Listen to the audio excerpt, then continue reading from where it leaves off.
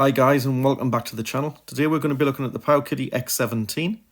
This is a hybrid handheld where you can play both retro and emulation games.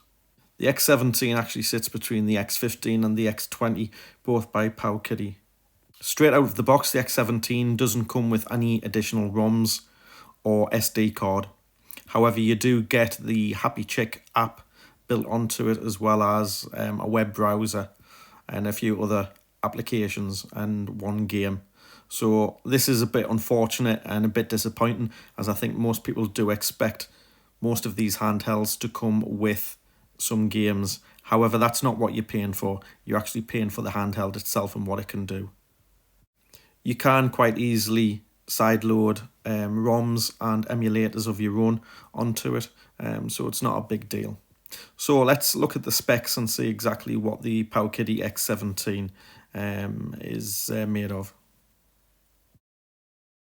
The X17 comes with a 7-inch screen and it's full HD at a resolution of 1024 by 600, and it's an IPS screen. Image quality is very good, nice and sharp. It uses a CPU, the Cortex A53 at 1.3 GHz. The GPU is a Mali T720 MP2. It has 2 GB of DDR3 RAM. It has internal storage of 32 GB, but that can be extended up to 128 gig SD card. And it has a battery at 400 megaamps, so you'll get between 4 and 6 hours depending on which type of games you're playing. Spec wise, the X17's okay. The 2 gig of RAM certainly helps. You will be able to play most platforms up to PS1, but don't expect to play too many PSP games. The X17 also comes with Android 7 installed, so you are able to sideload some Android games. Don't expect intensive games to work on this handheld though, but it will play all of the basic stuff. So looking at the handheld itself, X17 itself is quite a large handheld, and it isn't something that's going to be very portable. You certainly won't be able to put it in your pocket. So on the left side of the X17 you will find your D-pad and stick. Both worked well, however I did find that the stick felt a little bit nicer when using it. The D-pad I thought felt a little bit on the cheap side, and it was a bit spongy when you were using it. Don't get me wrong, it worked okay. Just my preference, I like to have a bit of a click to the buttons, which I didn't find that with this particular D-pad. I also found the volume up and down keys to be a little bit too flush with the casing. It would have been nice if they were a little raised.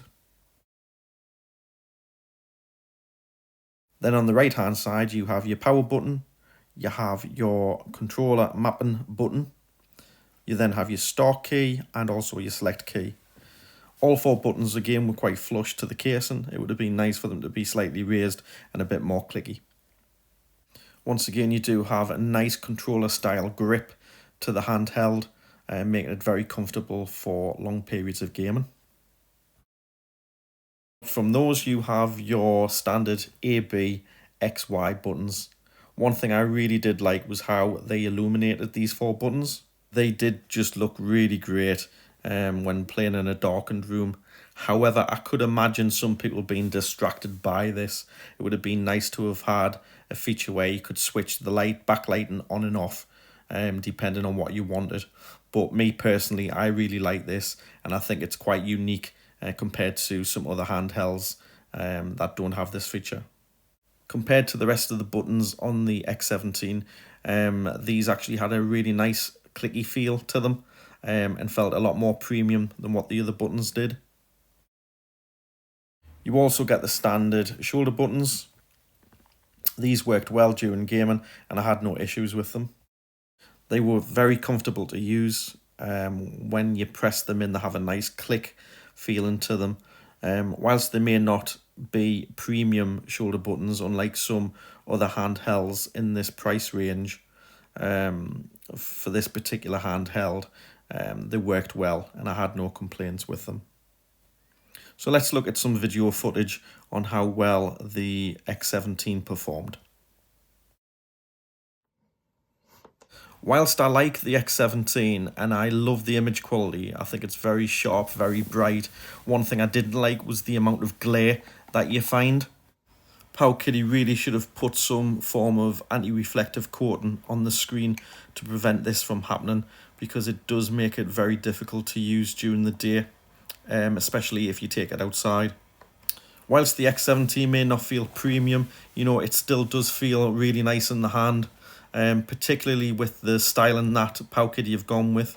The buttons are okay and it just feels really nice when you hold it. Port wise, you get the usual, you get your USB-C, you do get an HDMI out, which was nice. You get a headphone socket, the SD card reader, a DC socket and an micro USB. You can actually charge it using the micro USB as well as the included charger for the port. Back is quite simple. You have your two speakers and you have your Powkiddy name, which it's good. It's compared to others, it's nice to see the name out the back and not on the front of the console, which some complain about. Sound quality is fairly decent. Whilst it's not massively loud, it is in stereo, and it's okay. It does the job, and I had no issues with that either. Out of the box, the X17 doesn't come with a great deal on it. You don't get any emulators or ROMs, and you don't get an SD card. However, you do get the Happy Chick app, as well as an Android game and a couple of other apps as well, including a web browser, so you can sideload all of those apps and emulators that you want to have on it. Remember, it is Android 7, so there are a lot of Android apps out there that will work, but there are also a lot of apps out there that won't work because it's the older Android 7, so just bear that in mind. So many do frown about having Happy Chick installed on an Android device. However, a lot of people just want to take this out and play it straight away. Unfortunately, because there was nothing else installed onto the X17, this is what you're going to have to use when you first get it. Happy Chick, whether you like it or loathe it, it serves a purpose. You can download thousands and thousands of retro and Android games.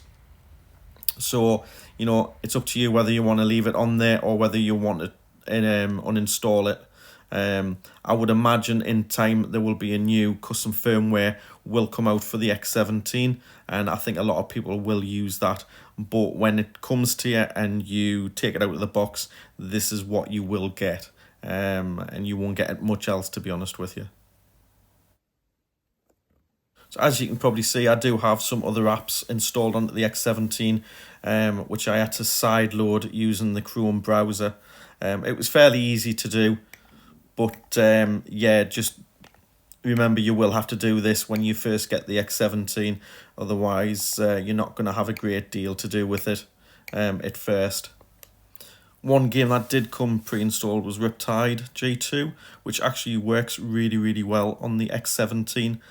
So I'll just do a little bit of gameplay and you can see what it's like and give you a feel of how it plays stuff like this.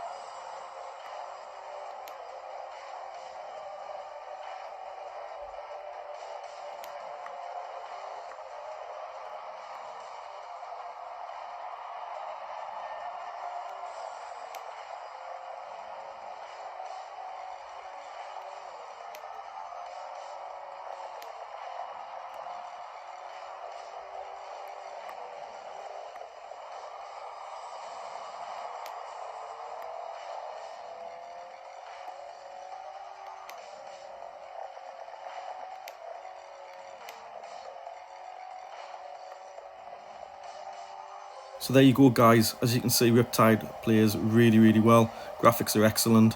No distortion or anything, or screen tear.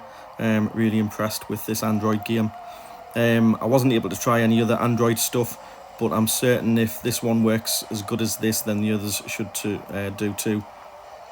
Just bear in mind this is quite an old game, and with it being Android 7, not all games are going to work as good as this. So the majority of the games that I did try were on the PRG app. I don't know if anyone's heard of that, but you can download it. It's about £20, and it has thousands and thousands of games and emulators built into it. It's a great app. I've never had any issues with it, and you can also install your own ROMs as well and play it through the PRG app. What is good about that app is the emulators are updated, kept up to date. I did try using the RetroArch as a standalone, and I'll be honest, I did have issues with it. It wasn't recognising the control scheme on the X17, and no matter how hard I tried to change it to set it up with the X17 buttons, it wouldn't save any of them, and it kept going back to default, which was a shame. So most of my testing was done on the PRG app, if I'm honest with you. I have actually contacted Powkiddy to find out if there's an issue with RetroArch or Arc, however you want to pronounce it. But I haven't had a response back from them. I don't know if it's something that I'm doing wrong with the X17. I have used RetroArch or Arc in the past many times, and I've never had this issue. So hopefully it is just a little bug that will get ironed out in an update. One thing I really do have to highlight is the screen on the X17. The 7-inch screen it really does look fantastic. The image is very sharp. Colours are great. Other than the reflection on it, which is the letdown, it really is a fantastic screen to play on, and I absolutely love it, and I'm sure you guys will too, with it being a full HD screen.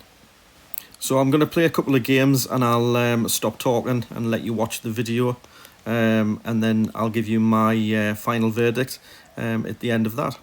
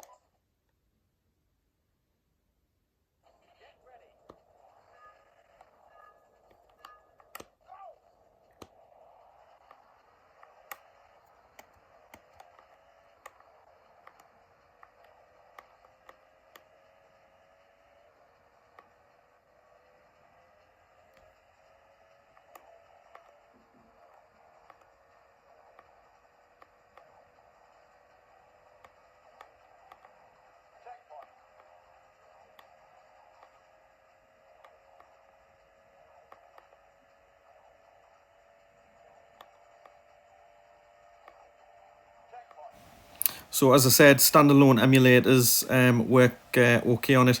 Few issues with RetroArch at the moment, but hopefully that'll get sorted. But the likes of, if you use the PRG app and even the Happy Chick app, you know, there'll be plenty of games there for you to play, and this handheld does play them fairly well, as you can see in the video. So yeah, no issues when it comes to that. However, there was one small issue that I came across, which I'll show you next. The X17 has a button mapping built into it, which is fantastic, so that you can set it up. However, I couldn't move the buttons to the very far right of the edge, and I'm not too sure why that is. Again, I've touched out to Powkiddy to see if there's an issue with the software. I had no problems with buttons taking them right to the very edge on the left side, but on the right side I couldn't do it. So any games that needed the button B or your L1 or L2 buttons mapped, you couldn't do it. So I'm waiting to see what Powkiddy say, and I'll update as we go. So overall, I do like the X17. I think it's a fairly decent handheld. It's fairly well made. The screen on it is excellent. Sound is pretty good on it. When the emulators do work, you're going to have a really good time playing this. The Android side of it does what it does, though it is Android 7, which is a bit disappointing. But it's quite easy to sideload other games and apps and so on. So overall, I wouldn't say it's a fantastic handheld, but it can certainly hold its own up against the smaller retro gaming handhelds that I've reviewed in the past. There's just those couple of little bugs that need ironed out by Powkiddy, and hopefully that gets done soon. But yeah, so overall, a fairly decent machine. So many thanks for joining the channel again, guys, and please, if you do like what you've seen, subscribe and like and share this video. Speak again soon. Bye.